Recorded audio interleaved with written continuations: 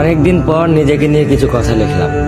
ধ্বংসের দিকে তাকিয়ে মুচকি হাসি দেওয়া অদ্ভুত মানুষ আমি। হয়তো আমি পাগল, হয়তো অনুভূতির ভিতরে কোনো এক গভীর অতল দুঃখ বাসা বেঁধেছে। তবুও নিজেকে জোর করে হাসাতে শিখে গেছি। যেদিন ভেতরটা একবারে ভেঙে গিয়েছিল, সেদিনও বাইরে থেকে এক চিলতে হাসি মুখে নিয়ে সবার সামনে দাঁড়িয়েছিলাম। কষ্টগুলোকে আমি বন্ধু বানিয়েছি, একাকিত্বকে আপন করে নিয়েছি। মানুষ ভাবে আমি হয়তো সুখী, শক্ত, নির্লিপ্ত, কিন্তু তারা জানে না প্রতি রাত আমার এক একটা লড়াই। নিজেকে নিজেই বুঝিয়ে রাখি তুই ভালো আছিস, অথচ আমি জানি আমি ভালো নেই।